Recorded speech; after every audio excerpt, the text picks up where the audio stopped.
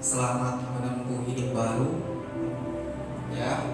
Bukan hanya pernikahan saja yang kita bilang selalu selamat menempuh hidup baru, tetapi pada saat ini kita juga mau bilang selamat menempuh hidup baru, selamat hidup baru, cara untuk sehat, ya.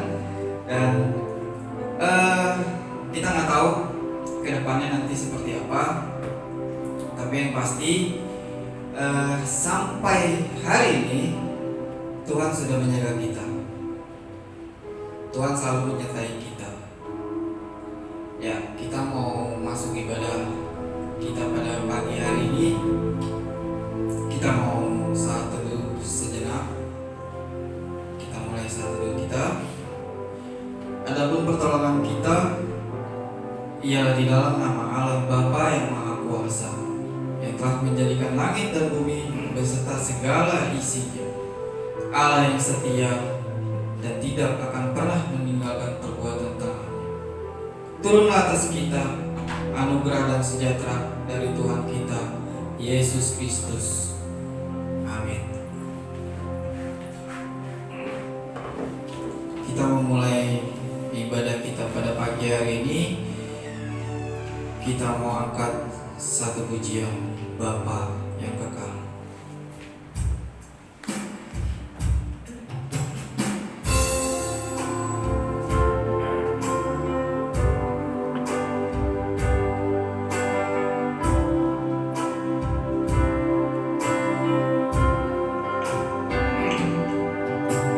Kasih yang sempurna telah ku terima darimu, bukan karena kebaikanku, hanya oleh kasih karuniamu.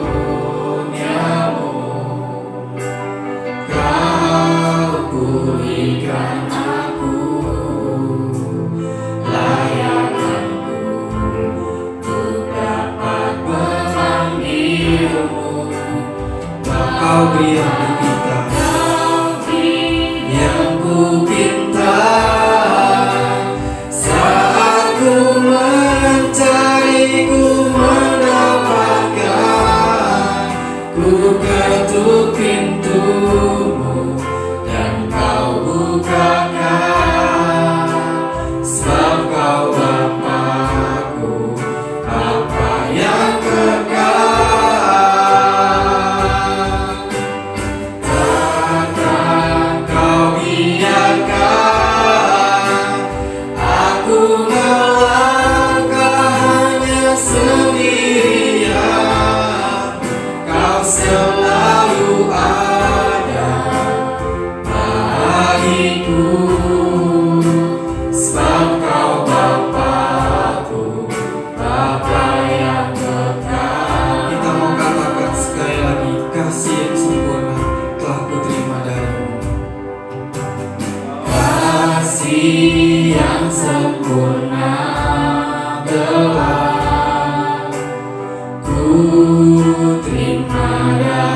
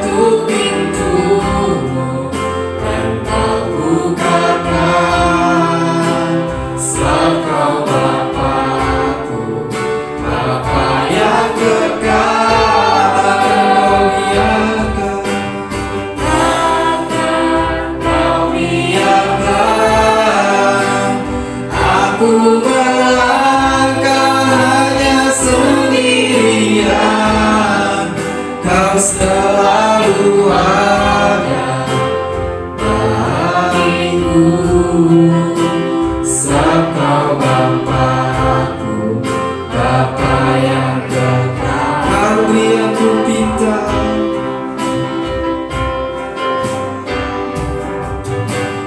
Kau yang ku pinta, saat ku mencari, ku mendapatkan.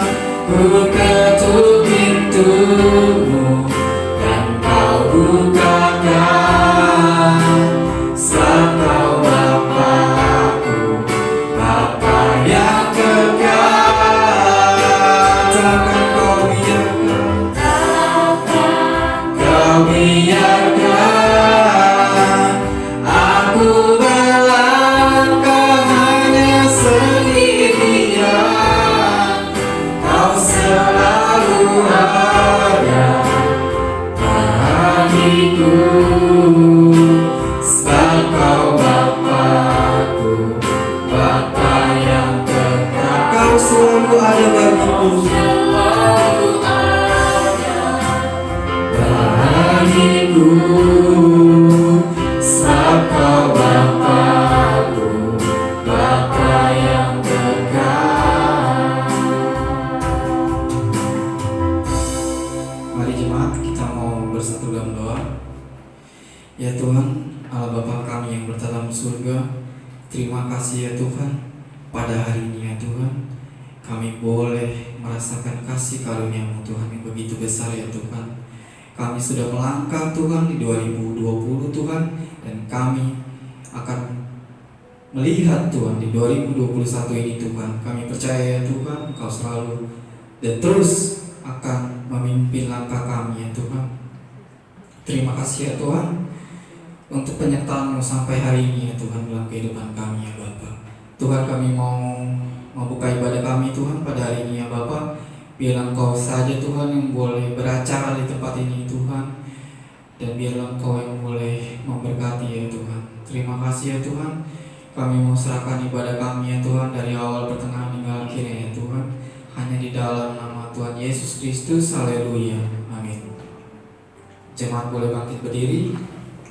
Kita mau membaca Alkitab kita dari Yosua 24. Yosua 24 ayatnya yang ke-29 sampai yang 32.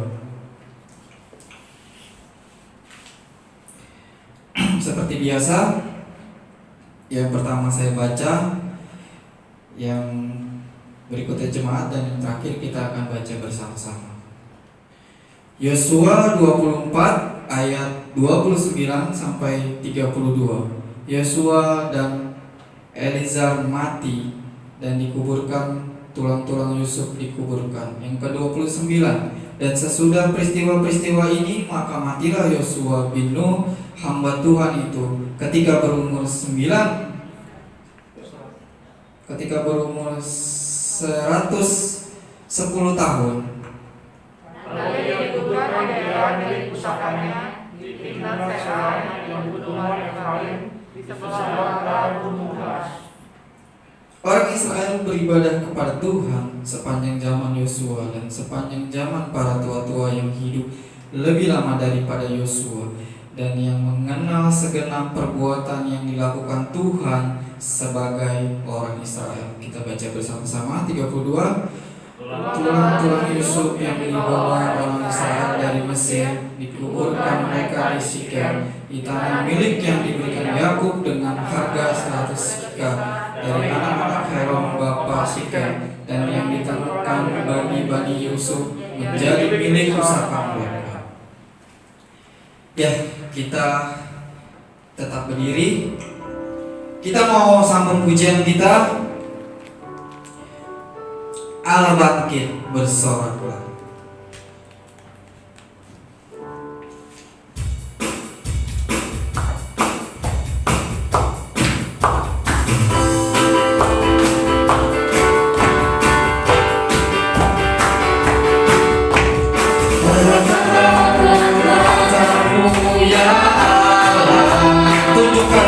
kuasa-Mu, Tunjukkanlah kuasa-Mu ya Tuhan. Serahkan musuh-Mu, selamatkan umat-Mu. Alas yang di tempat kudus-Nya. Kita mau katakan sekali lagi, kerahkan kekuatan-Mu ya Allah. Ya Allah, tunjukkanlah kuasa-Mu ya Tuhan. Serahkanlah musuh-Mu,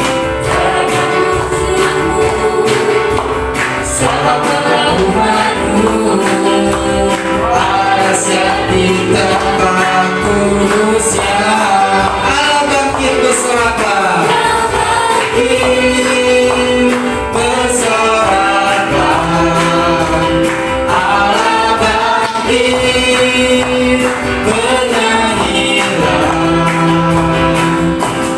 Musuh dikalahkan, umatnya dibebaskan. Alas yang di tempat kudus-Nya. Allah bangkit, bersoraklah. Allah bangkit, bernyanyilah.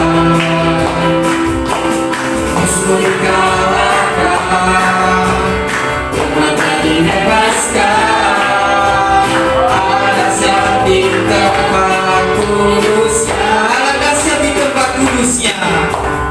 Alas yang di tempat kudus-Nya. Allah dahsyat di tempat kudus-Nya. Alas yang di tempat kudus-Nya. Ya, jemaat boleh saya persilakan untuk kembali. Tiba saatnya kita mau siapkan hati dan pikiran kita. Kita mau masuk ke dalam firman Tuhan. Sebelum kita mau masuk ke dalam firman Tuhan, kita mau angkat satu pujian Allah Roh Kudus.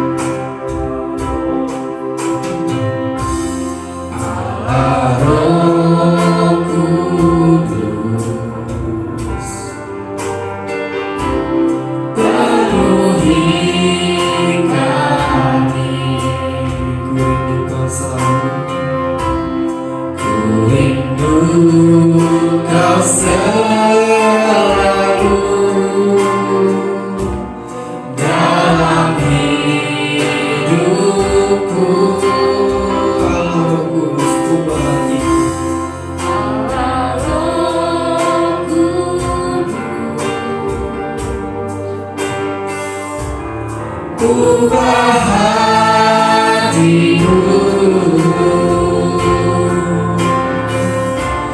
jadikanku jamalah ku rindu hadiratmu. Sungguh kudus,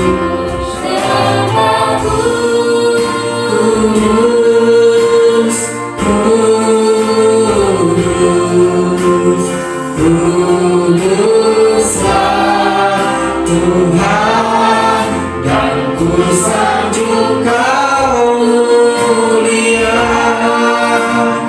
mulia bagimu Tuhan. Kita angkat sekali lagi Allah Roh Kudus menunjukkan. Allah Roh Kudus,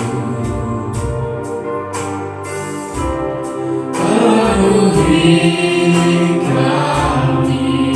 Ku rindu Kau selalu, ku rindu Kau selalu dalam hidupku. Allah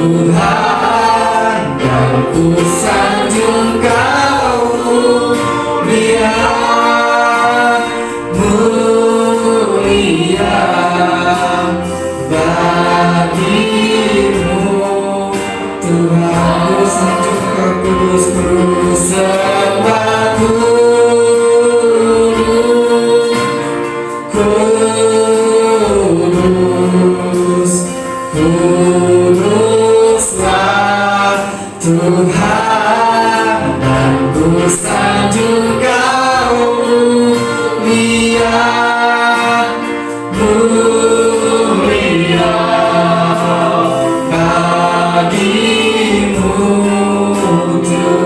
bagimu Tuhan, bagimu Tuhan, bagimu Tuhan. Saya serahkan kepada Tuhan. Daripada mula, ya Bapa, segala kasih karunia, tidak habis-habisnya kasih setiamu bagi setiap kami. Engkau memeliharakan kami di dalam Yesus Kristus yang menebus dan menguatkan setiap kami. Bahkan melalui kuasa Roh Kudus yang mengikat kami menjadi satu saat ini. Memulai di tahun yang baru, kami bersyukur untuk kasih setia Tuhan yang baru. Bahkan firman-Mu yang saat ini boleh kami dengar. Ini sebuah anugerah yang berharga bagi setiap kami Tuhan. Berbicaralah, kami telah siap untuk mendengarnya. Di dalam nama Tuhan Yesus kami berdoa. Amin. Amin. Ya. Shalom saudara sekalian. Selamat tahun baru sekali lagi. Oke.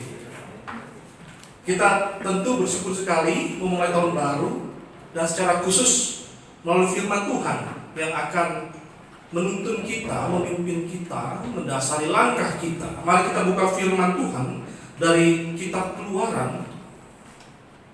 Keluaran pasal 13 ayat 17 sampai 22. Keluaran pasal yang ke-13 ayat 17 sampai 22.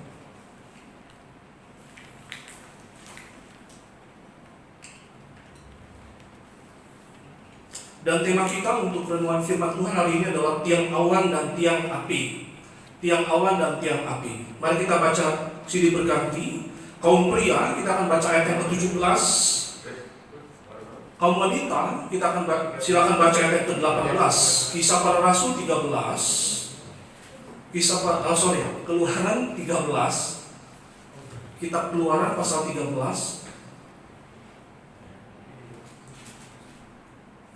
Keluaran pasal 13 ayat 17 sampai 22. Demikian firman Tuhan.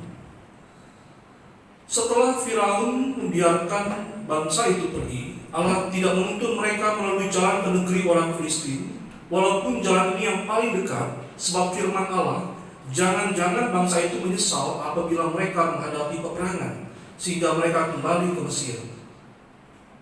Allah menuntun bangsa itu melalui jalan di padang gurun menuju ke Laut Merah. Sejak dia berperang berjalan ke orang Israel dari tanah Mesir. Tetapi Allah menuntun bangsa itu berputar. Musa membawa tulang-tulang Yusuf, sebab tadinya Yusuf telah menyuruh anak-anak Israel bersumpah dengan sungguh-sungguh, Allah tentu akan mengindahkan kamu, maka kamu harus membawa tulang-tulangku dari sini. Biarlah mereka berangkat dari Sukot dan berkemah di Etam di tepi padang gurun. Tuhan berfirman di depan mereka pada siang hari dalam tiang awan untuk menuntun mereka di depan, dan pada waktu malam dalam tiang api untuk menuntun mereka, sehingga mereka dapat berjalan siang dan malam. Dan tidak beralih, tiang awan itu tetap ada pada siang hari dan tiang api pada waktu malam di depan bangsa itu. Demikian bacaan firman Tuhan yang berbagai kita yang membaca, merenungkan dan melakukan firman Tuhan. Tiang awan dan tiang api. Bapak saudara, apa? Saya akan mulai dengan sebuah pertanyaan. Apa yang kita harapkan ketika masuk dalam tahun yang baru? Saya bertanya kepada yang paling muda di sini ya, Nesia. Apa yang Nesia harapkan ketika masuk dalam tahun yang baru, Nesia? Kira-kira apa? Iya, pasti ya, ingin yang better gitu ya, yang baik, yang lebih baik gitu ya. Dan setiap kita pun hampir sama seperti itu. Saudara, banyak orang akan berharap di tahun yang baru ini juga COVID segera selesai, pandemi ini segera selesai. Ada sebuah joke yang bilang, jangan biarkan di tahun yang baru si corok ultah Tapi apa pendapat para pakar virus yang meneliti ini? Mereka berpendapat bahwa virus ini kelihatannya akan terus ada di bumi. Dan kemarin juga kita dengar ada sebuah strain atau varian yang baru dari COVID ini yang muncul di Inggris. Saudara, kata para peneliti itu kelihatannya virus tidak bisa hilang. Yang ada adalah manusia yang harus lebih kuat daripada virus itu. Maka cara untuk lebih kuat daripada virus itu adalah dengan menambahkan imun atau menyuntikkan vaksin ke dalam tubuh manusia. Itu menurut pendapat mereka yang meneliti virus itu. Tapi sekali lagi, biar gimana pun yang terjadi ke depan seperti Indonesia, kita pun sama. Kita berharap agar situasi di tahun ke depan, di tahun yang baru, kita berharap seperti itu. Tetapi yang pasti adalah Tuhan akan selalu memberi kekuatan bagi kita untuk melewatinya.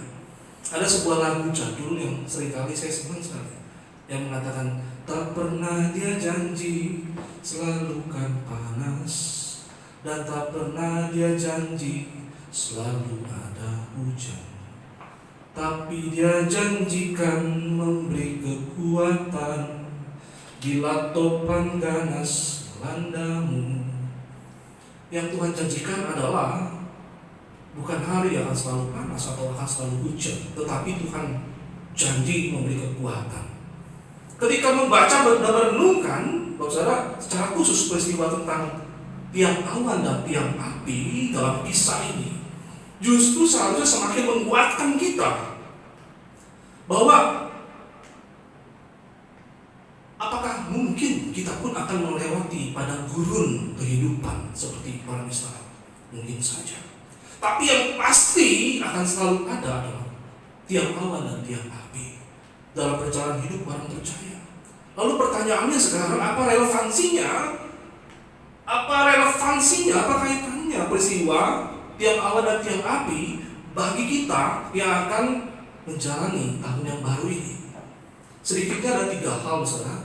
Ada 3 hal. Yang pertama, ayat 17-18. Di sana dikatakan, setelah Firaun membiarkan bangsa itu pergi, Allah tidak menuntut mereka melalui jalan ke negeri orang Filistin, walaupun jalan itu yang paling dekat. Sebab firman Allah, jangan-jangan bangsa ini menyesal apabila mereka menghadapi peperangan sehingga mereka pergi kembali ke Mesir. Tetapi Allah menuntut bangsa itu berputar melalui jalan di padang gurun menuju laut Teberau. Apa yang bisa kita lihat dari pesan pertama ini? Bahwa Allah lebih tahu proses terbaik untuk umat-umatnya. Ini poin pertama, bahwa Allah lebih tahu proses terbaik untuk umat-umatnya. Allah sekali lagi tidak menuntut mereka melalui jalan yang paling dekat. Barusan kita baca, Allah tidak menuntut mereka melalui jalan yang paling dekat. Artinya apa? Di sini kita lihat bahwa di mata Allah proses itu sangat penting. Proses itu sangat penting.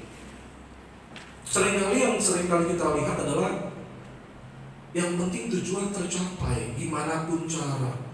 Maka seringkali justru prinsip seperti ini, prinsip yang merendahkan nilai sebuah proses. Nilai sebuah proses. Kenapa mereka gak langsung aja sih dibawa oleh Tuhan ke tanah Kanaan? Sekali lagi, karena Allah lebih tahu bahwa seperti yang dikatakan dalam Alkitab ini, bahwa apabila mereka langsung masuk ke tanah Kanaan, pasti akan langsung juga menghadapi peperangan melawan orang-orang Filistin di sana. Dan Allah tahu bahwa kalau itu terjadi, Allah tahu mereka pasti akan ngacir. Mereka pasti akan balik ke Mesir.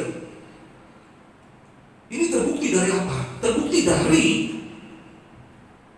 nanti pun ke depan akan ada ujian yang tanda petik lebih ringan, yaitu ketika mereka nanti akan dikejar-kejar gitu ya oleh bangsa Mesir. Dan mereka bilang, mereka salahin Musa. Ini pemimpin gimana sih mimpin kita? Lebih baik kita balik aja deh ke Mesir.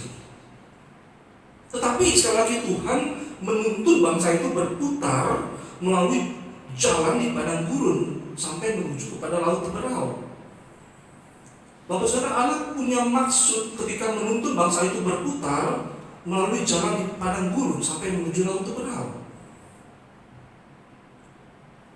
Nah, di sini kalau kita lihat, kalau kita baca dalam pasal berikutnya, nanti Allah akan membelah laut Teberau itu. Artinya Allah sedang memupuk, dalam proses ini memupuk iman mereka. Kalau kita baca, memang begitulah umat Israel. Seperti digambarkan seperti bayi yang mudah untuk bersungut-sungut, yang mudah untuk ngambekkan kepada Musa. Maka tepatlah juga Tuhan mempersiapkan Musa sebagai pemimpin di zaman itu. Kita percaya bahwa setiap pemimpin Tuhan persiapkan tepat untuk tiap zaman dan keadaan tertentu, termasuk Musa di sini, untuk memimpin bangsa yang tidak mudah itu. Alkitab berkata apa tentang Musa? Adapun Musa adalah seorang yang paling lembut hatinya, lebih daripada setiap manusia yang ada di muka bumi. Tapi begitu pun nanti Musa akan marah sekali dalam perjalanan memimpin umat yang super duper sungut-sungutnya ini. Proses. Maka Allah juga bukan cuma memproses Musa, tapi juga memproses bangsa Israel sebetulnya. Lalu Bapak Ibu, apa yang kita pikirkan sekali lagi ketika membaca ayat ini? Dalam ayat berikutnya, ayat 18 itu, dengan siap sedia mereka berperang. Dengan siap sedia berperang berjalanlah orang Israel dari tanah Mesir. Itu kan di buntut ayatnya, ayat 18. Dengan siap sedia berperang berjalanlah orang Israel dari tanah Mesir. Ini unik, dosa. Apakah mental bangsa Israel sudah siap menghadapi apa yang terjadi di depan? Kalau kita lihat dalam kisah selanjutnya, ketika nanti suatu saat mereka terpojok, di depan mereka ada laut Teberau, dan di belakang mereka ada Firaun yang mengejar-ngejar mereka dengan kereta perangnya, dengan prajurit yang kuat, membawa senjata. Apa yang terjadi kepada orang Israel? Dengkulnya lemes. Mereka menyalahkan musuh dan bilang, habislah kita. Pertanyaannya, kalau mental kayak gini langsung masuk ke tanah Kanaan menghadapi orang Filistin, bagaimana? Inilah mental yang baru keluar dari perbudakan Mesir. Bahkan kalau kita baca selanjutnya dalam kisah Musa memerintahkan 12 pengintai untuk mengintai tanah Kanaan. Lalu kemudian setelah pulang, apa yang pengintai itu bilang kepada Musa? 10 pengintai bilang, kita seperti belalang. Lawan kita orang Filistin itu adalah manusia-manusia raksasa.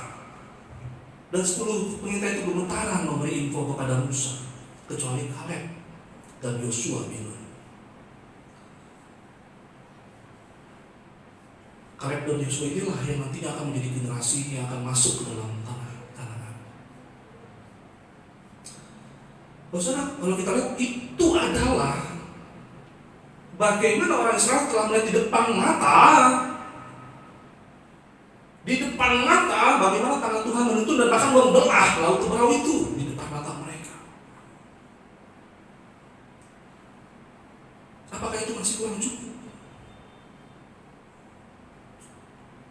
Sekali lagi, Allah tahu proses yang terbaik untuk umatnya. Apa relevansinya buat saya saat ini?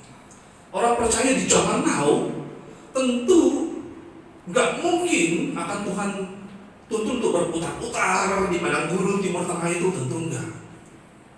Tetapi yang pasti di zaman now Allah punya cara tuntunan tersendiri. Ketika orang banyak yang berdoa agar wabah pandemi ini bisa cepat selesai, tapi kok nggak selesai-selesai. Banyak pertanyaan, kenapa virus ini nggak hilang-hilang?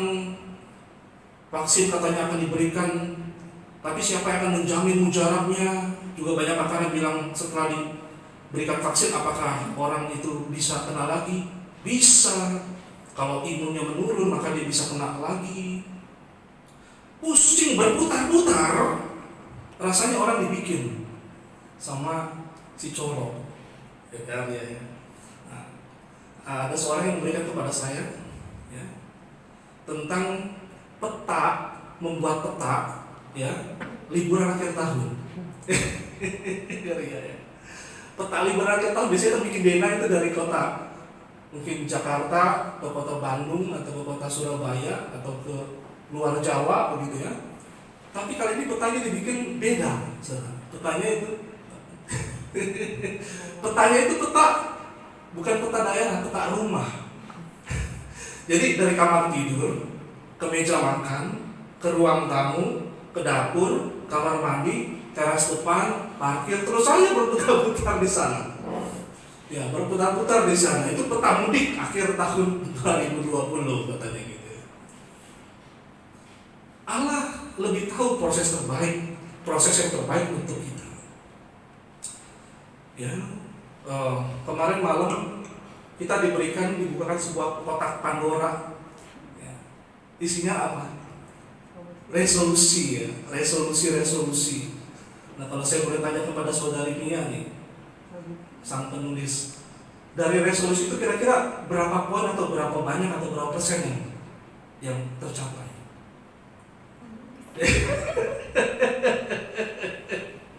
Ya? Dan Ria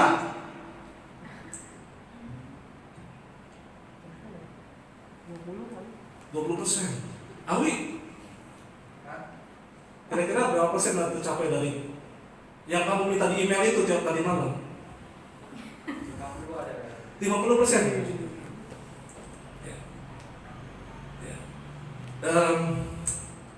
Kita punya resolusi ketika menuliskan itu di tahun lalu dan kita buka kemarin malam.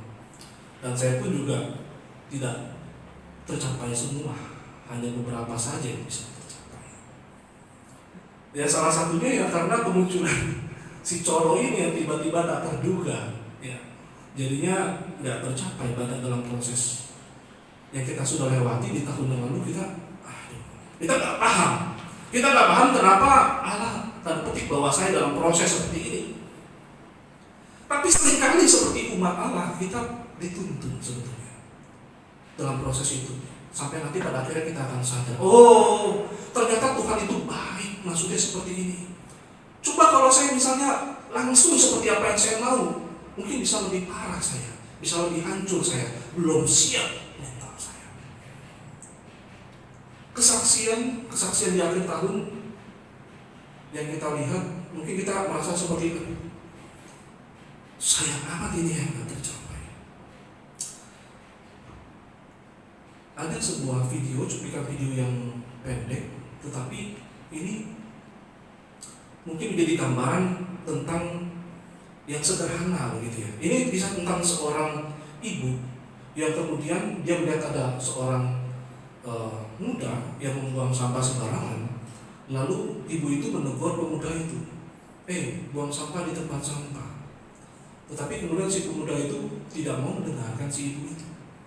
Apa yang dilakukan oleh ibu itu, kemudian ibu itu mengambil sampah itu dan menaruhnya di tempat sampah. Bapak itu tahu yang terjadi ketika tepat dia mengambil sampah itu, tepat di waktu itu ada barang yang besar jatuh menimpa tempat duduk di mana si ibu itu duduk, dan tempat duduk itu hancur. Tetapi ibu itu tidak hancur. Seringkali Allah mengirimkan orang-orang yang menjengkelkan dalam proses hidup kita, tetapi itulah memang proses terbaik yang Allah berikan dalam hidup kita. Tuhan bisa saja pakai pasangan kita dalam proses hidup kita. Mungkin salah satu pasangannya nggak berani untuk melanggar, terlalu banyak perhitungan, terlalu banyak rem pasangannya, tidak mau ngegas-ngegas. Tetapi pasangan yang satunya tipenya orang yang berani untuk memulai, sangat inovatif. Ada pasangan yang satu sangat amburadul, berantakan. Pasangan satunya kebalikannya, over rapi. Ada pasangan yang terlalu sangat cerewet, luar biasa, buah melon minta ampun. Pasangan satunya pendiam. Ada pasangan yang satu sangat sembrono dalam mengatur keuangan. Ada pasangan yang satu pintar sekali untuk mengatur keuangan. Dan mungkin lebih tepatnya pelit ya. Tapi Allah kadang-kadang memakai besi untuk menajamkan besi, supaya belajar satu sama lain. Maka dalam keluarga kita juga dipanggil untuk dalam proses ini. Maka stoplah untuk menggerutu.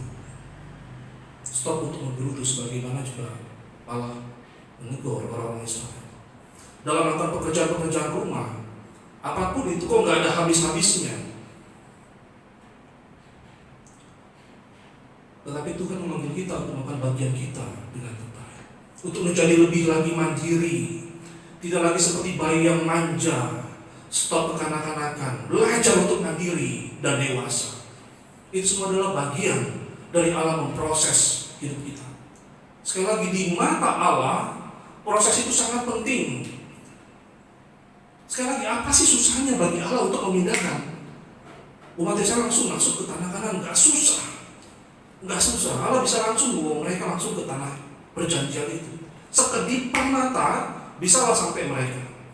Tetapi sekali lagi, karena mental dan bahkan iman manusia harus disesuaikan dengan tujuan supaya cocok. Nah, itulah proses. Ini adalah ibarat seorang bapak yang memproses anaknya supaya nggak menjadi anak yang gampangan. Kita lihat aja dalam contohnya, dalam dunia pendidikan. Ada orang yang bisa menghalalkan segala cara supaya anaknya bisa lulus. Lebih tepatnya bagus, lolos. Kalau lulus kan memang dengan standar yang baik. Kalau lolos kan berarti nyeplos. Lolos supaya lolos. Tetapi jujur, mana yang kita lebih bangga, kita punya anak yang bisa lulus dengan proses terbaik atau dengan proses lolos, nyeplos karena dilulusin, atau karena gurunya gak enak sama orang tuanya. Demikian pula Allah Bapa kita di sorga akan bangga melihat anak-anaknya bisa melewati proses pembentukan yang Allah rancangkan. Lalu yang kedua, apa relevansinya peristiwa tiang awan dan tiang api bagi kita yang akan melangkah di tahun yang baru? Yang pertama, Allah lebih tahu proses terbaik untuk umatnya. Yang kedua, kita akan lihat dalam ayat 19-20. Mari kita cermati di sana. Musa membawa tulang-tulang Yusuf, sebab tadinya Yusuf telah menyuruh anak-anak Israel bersumpah dengan sungguh-sungguh, Allah tentu akan memindahkan kamu, maka kamu harus membawa tulang-tulangku dari sini. Demikianlah mereka berangkat dari Sukot dan berkemah di Etam, di tepi padang gurun. Musa membawa tulang-tulang Yusuf. Kalau kita mungkin baca, kita bingung, ngapain Musa bawa tulang Yusuf? Bingung kita baca kisah ini.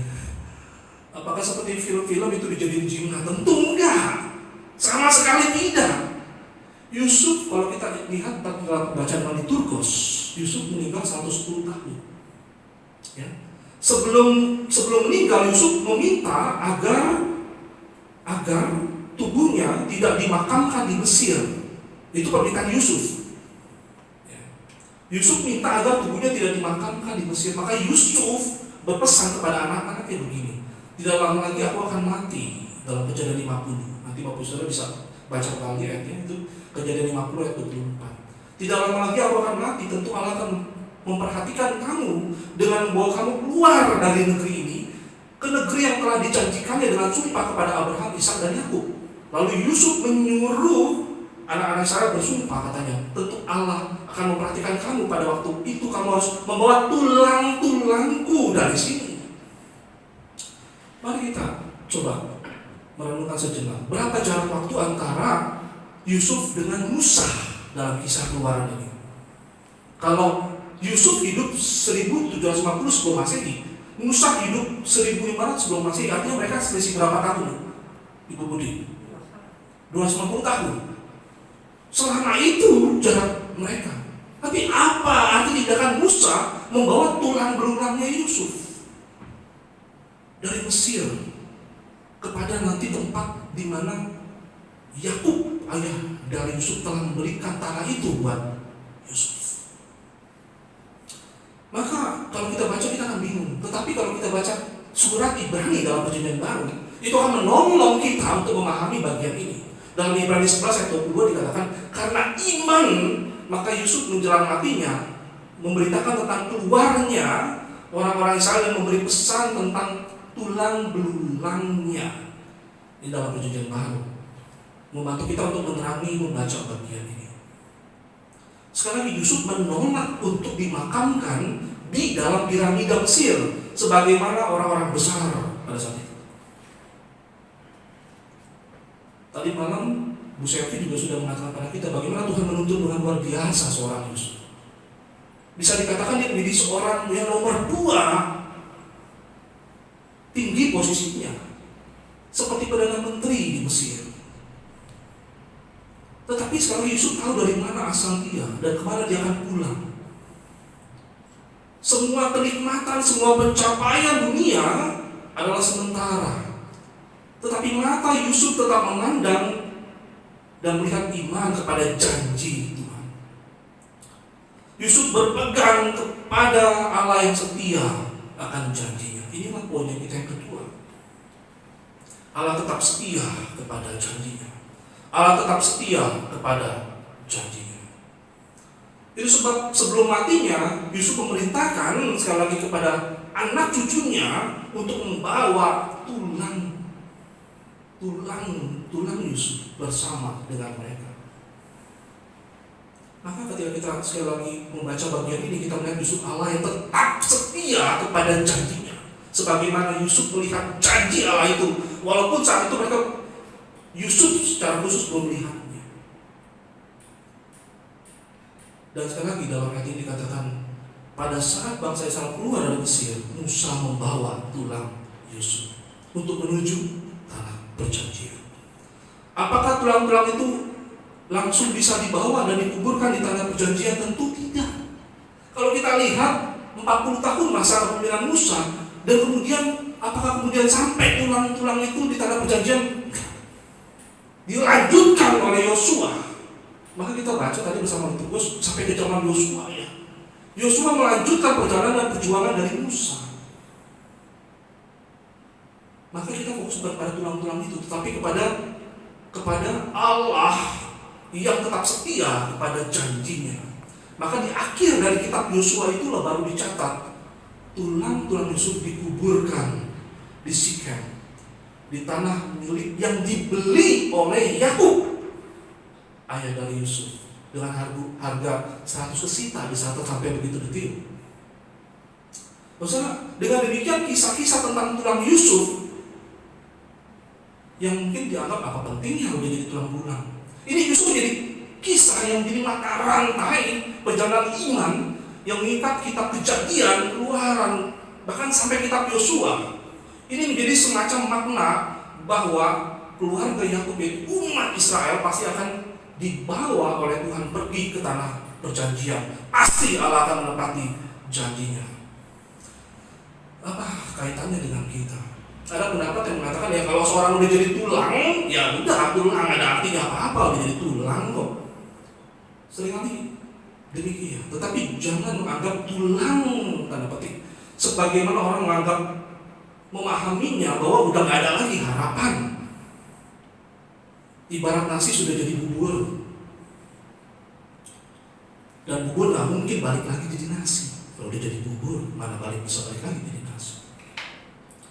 Kadang-kadang keadaan seperti ini pun kita pun bisa dibawa dalam keadaan yang sepertinya putus asa. Bahkan kita merasa ini seperti sudah menjadi bubur. Dan kita mungkin akan bertanya-tanya, kok yang Allah janjikan gak datang-datang ya? Kok yang Allah janji belum terjadi ya? Sekali lagi Yusuf sudah menjadi tulang belulang di sini, tetapi janji Allah belum terjadi. Dari kisah ini justru Musa sedang menguatkan hati umat Israel, hati umat Allah, bahwa Allah pasti akan menggenapi, menepati setiap janji-janjinya. Ini justru menggambarkan Allah yang tidak pernah lupa akan janjinya. Bahkan ketika orang berkata, udah terlambat. Kenapa begitu? Karena Allah punya waktunya sendiri. Allah punya waktunya sendiri. Apa yang saat ini ada dalam pikiran dan pergumulan kita? Mungkin kita berpikir sudah sekian lama waktunya Allah belum jawab juga doa saya. Mungkin doa untuk kesehatan, mungkin doa untuk keluarga, mungkin doa untuk usaha, mungkin doa untuk masa depan, atau apapun yang kita harapkan. Waktu terus bergulir ini, waktu terus bergulir. Tetapi keadaan saya pun sudah semakin seperti ini. Allah apakah akan menepati janji-janjinya? Apakah kita pernah merasakan kekecewaan ketika menantikan janji Tuhan? Sebuah lagu yang kita pernah nyanyikan di tempat ini, saya teringat. Ku percaya Kau Tuhan yang tak pernah gagal, menjadikanku lebih dari pemenang. Ku percaya Kau Tuhan yang tak pernah lalai, menepati janji-janji-Mu. Mari Bapak Ibu, jangan cuma terpaku melamuni keadaan kita saat ini. Seperti pesan firman di kemarin, jangan cuma terpaku melamuni keadaan kita saat ini, tetapi ingatlah bagaimana Allah dulu telah menyatakan janjinya kepada kita. Saat ini, apa yang kita ingat ketika Allah dulu pernah menyatakan janjinya, mewujudkan janjinya kepada kita? Mungkin saat itu kita meloncat, kita begitu bersemangat. Mari kita ingat masa-masa itu. Jangan cuma terpaku kepada keadaan sulit di saat ini. Apa sih janji Allah dalam hidup kita? Banyak. Tetapi ada satu janji Allah yang paling terbesar, yaitu ketika Allah datang kembali untuk melawat umatnya, yaitu kedatangan Sang Kristus. Tetapi ini kan sudah ribuan tahun terjadi. Semua umat sudah menunggu, bahkan sudah banyak orang meninggal. Tepat seperti gambaran tulang-tulang ini yang akan mendapat tempat perhentian di tanah yang Allah janjikan. Demikian pula setiap orang percaya akan mendapat tempat nantinya di dalam surga dan bumi yang baru. Bahkan orang-orang yang sudah mati, yang sudah jadi tulang belulang itu, yang bahkan sudah hancur sekalipun, akan Allah bangkitkan dengan tubuh yang baru untuk menikmati bumi yang baru, langit yang baru. Ketika orang berkata tidak ada lagi harapan, akan selalu ada harapan di dalam Allah. Kenapa? Karena Allah adalah pribadi yang setia kepada janji-janjinya. Lalu yang ketiga, apa relevansinya peristiwa tiang awan dan tiang api bagi kita yang akan melangkah di tahun yang baru? Yang pertama, Allah lebih tahu proses terbaik untuk umatnya. Yang kedua, Allah tetap setia kepada janjinya. Maka yang ketiga, Allah menyertai umatnya secara sempurna.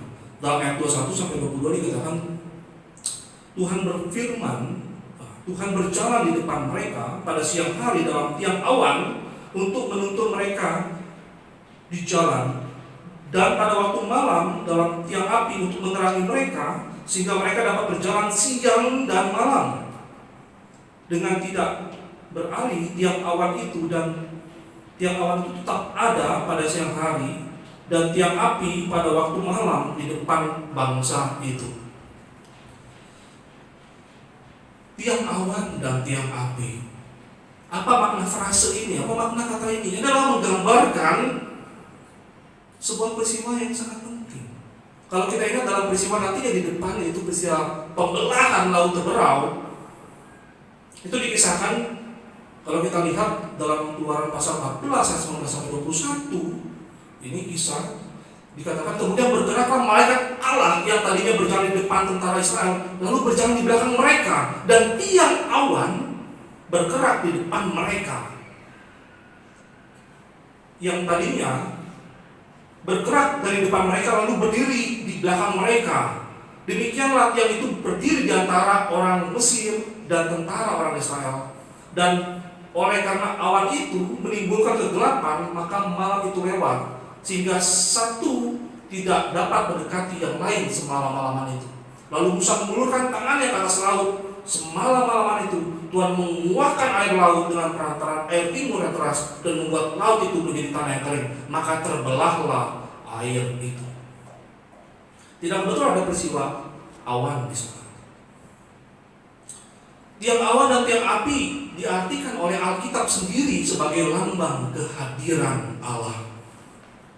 Lambang kehadiran Allah.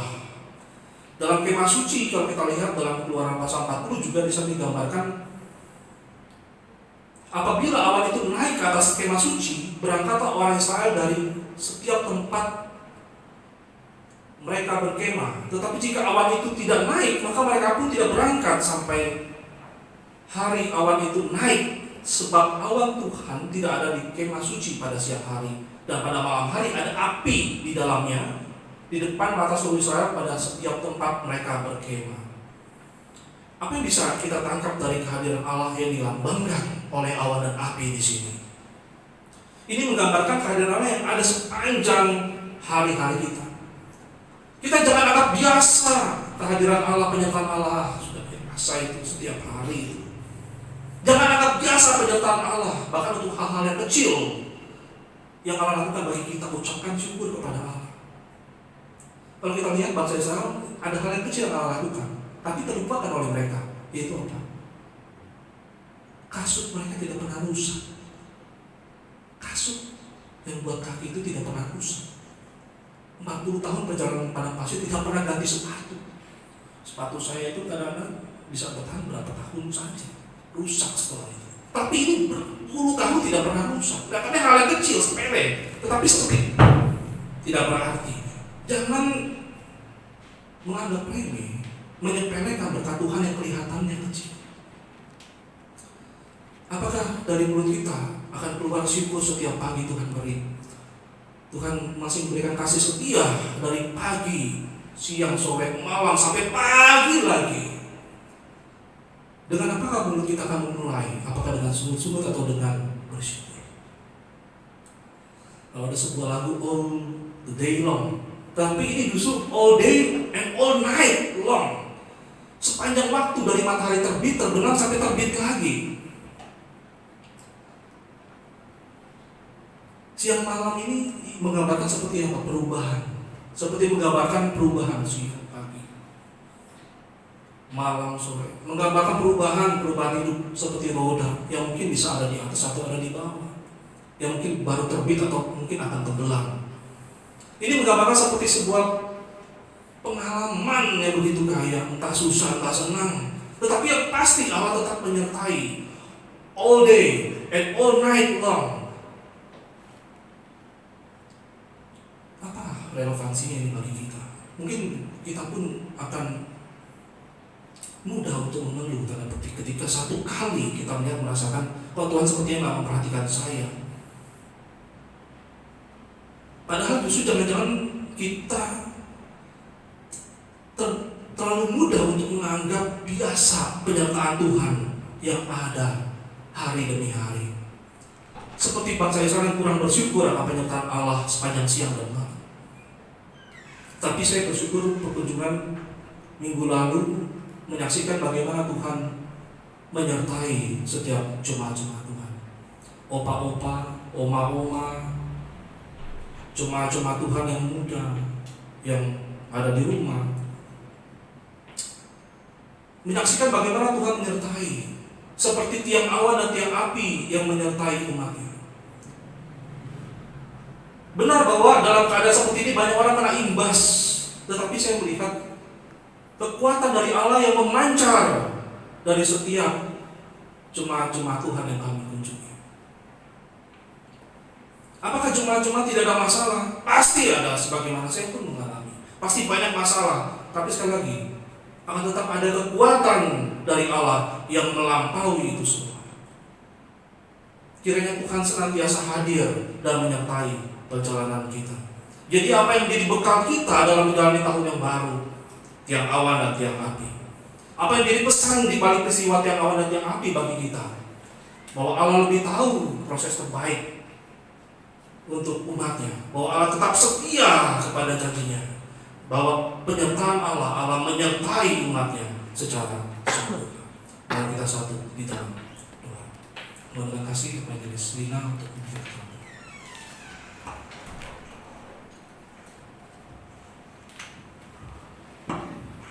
Kembali kami mengucap syukur ya Tuhan untuk hari ini. Kami boleh bersama-sama mendengarkan firman Tuhan yang menjadi kekuatan baru, pegangan baru, ingatan baru, bahkan perkataan yang boleh menguatkan setiap kami untuk melangkah di tahun yang baru ini. Tuhan, terima kasih untuk kesempatan kembali kami boleh melangkah di tahun yang baru.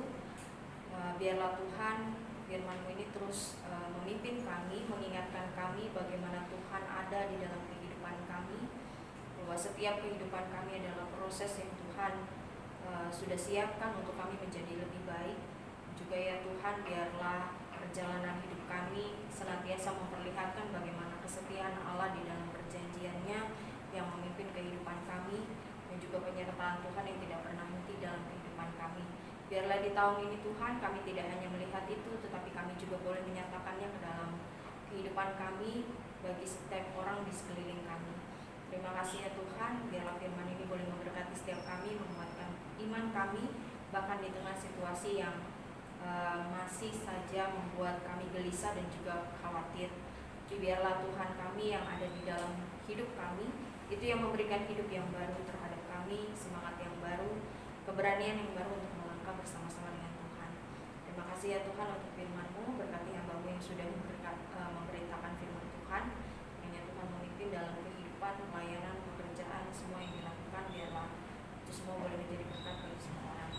Terima kasih ya Tuhan, begitu juga kami menyerahkan hidup kami untuk boleh menjadi pelaku-pelaku firman yang setia. Dalam nama Tuhan Yesus kami berdoa dan mengucap syukur. Amin. Amin. Saya mengundang kita untuk bangkit berdiri bersama. Mari kita ikrarkan pengakuan iman rasuli, meresponi firman Tuhan sebagai ikrar janji kita kepada Tuhan yang kita percaya. Demikian pengakuan iman rasuli. Aku percaya kepada Allah, Bapa yang Maha Kuasa, Khalik langit dan bumi, dan kepada Yesus Kristus, Anaknya yang tunggal Tuhan kita, yang dikandung dari Roh Kudus, lahir dari darah Maria, yang berita sengsara, disalibkan, mati, dikuburkan, turun ke dalam kerajaan maut, pada hari yang ketiga bangkit pula dari antara orang mati, naik ke surga, bersebelahan Allah Bapa yang Maha Kuasa, dan dari sana Ia akan datang untuk menghakimi orang hidup dan mati. Aku percaya kepada Roh Kudus, gereja yang kudus dan am, persekutuan orang kudus, pengampunan dosa, kebangkitan tubuh, dan hidup yang kekal. Amin. Silakan. Ya, terima kasih kepada Koiri atas pelayanan firman-Nya. Tuhan Yesus memberkati. Ya, tiba saatnya kita mau berikan persembahan kita kepada Tuhan, dan kita mau angkat satu pujian, Allah itu baik.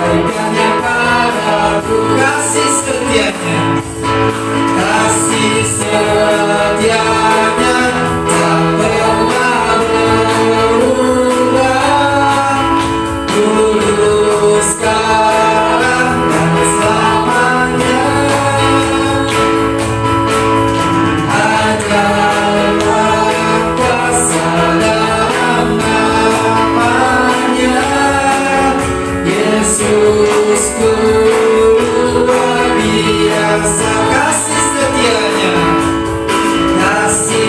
setianya tak pernah berubah, dulu sekarang dan selamanya. Ada kuasa dalam namanya, Yesusku luar biasa, Yesusku luar biasa, Yesusku luar biasa, Yesusku luar biasa, Yesusku luar biasa.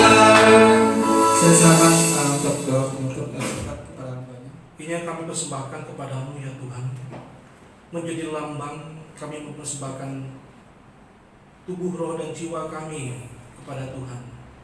Di tengah setiap kelemahan dan keterbatasan kami, kiranya Tuhan memampukan kami untuk menjadi umat-umat Tuhan. Secara khusus kami boleh mempersembahkan hidup kami di tahun yang baru ini, boleh melangkah bersama dengan Tuhan.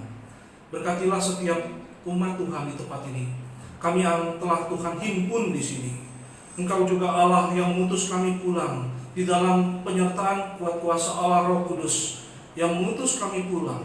Berkatilah setiap keluarga demi keluarga, berkatilah setiap ladang usaha umat Tuhan, berkatilah setiap studi demi studi anak Tuhan, berkatilah setiap harapan dan doa-doa masing-masing di dalam keluarga di tempat ini. Kami menyerahkan semua hal yang kami harapkan di tahun yang baru, dengan kami tetap percaya bahwa Tuhan senantiasa menyertai kami. Tuhan punya cara yang terbaik bagi setiap kami, dan kami percaya bahwa sampai pada saatnya Tuhan boleh membawa kami kepada tujuan yang Allah rancangkan bagi setiap kami. Terima kasih Tuhan. Terima kasih untuk ibadah hari ini. Terima kasih untuk penyertaan-Mu yang sempurna atas setiap kami. Mari kita terima berkat dari Tuhan. Tuhan memberkati engkau dan melindungi engkau. Tuhan menyinari engkau dengan wajah-Nya dan beri engkau kasih karunia. Tuhan menghadapkan wajah-Nya kepadamu dan beri engkau damai sejahtera. Mari kita terima berkat ini di dalam nama Bapa, Yesus Kristus, dan pimpinan Roh Kudus, menyertai kita mulai saat ini sampai selama-lamanya. Amin.